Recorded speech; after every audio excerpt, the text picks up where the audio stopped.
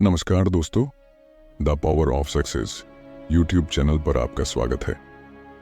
एक बार की बात है जब गौतम बुद्ध और मलुक के पुत्र बैठकर आपस में किसी बात पर चर्चा कर रहे थे।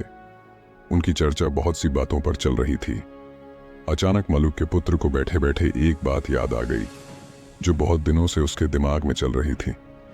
उसने अपने मन की जिज्ञासा बुद्ध के सामने रख दी। उसने कहा, गुरुजी, एक सवाल और है जो मेरे मन में किसी तूफान की तरह बार बार आता है और फिर थोड़े समय पश्चात वह तूफान अपने आप शांत हो जाता है।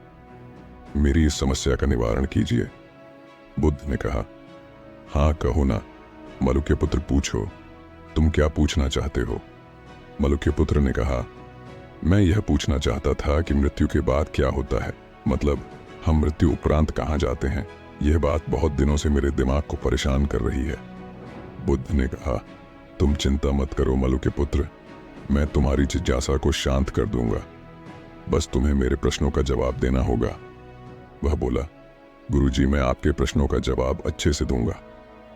बुद्ध बोले, अच्छा ठीक है, चलो अब तुम यह बताओ कि अगर कोई इंसान अपने काम के चलते कहीं जा रहा हो और बीच रास्ते में ही कोई दूसरा इंसान उसे विष भरा तीर मार दे तो सबसे पहले क्या करना चाहिए?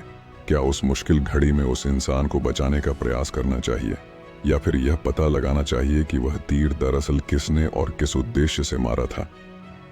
मलुक के पुत्र ने कहा, बेशक ऐसी घड़ी में उस इंसान की जान बचाने के बारे में सबसे पहले सोचना चाहिए, क्योंकि अगर हम ये सोचेंगे कि किस व्यक्ति ने उसे तीर मारा है तो ऐसी स्थिति में वह व्यक्ति अपनी जान भी गंवा सकता है।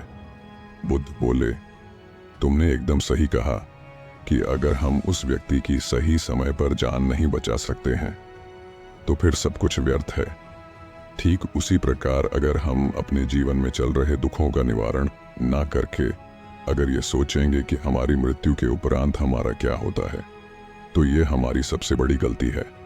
हमें जीवित रहते हुए इस बात पर ध्यान केंद्रित करना चाहिए कि हम समस्त प्रकार के दुखों को दूर करते हुए कैसे जीवन के लक्ष्यों को प्राप्त करना चाहिए। विचारों का तूफान जो इतने समय तक मलुक के पुत्र के मन में चल रहा था, वह तूफान अब शांत हो चुका था।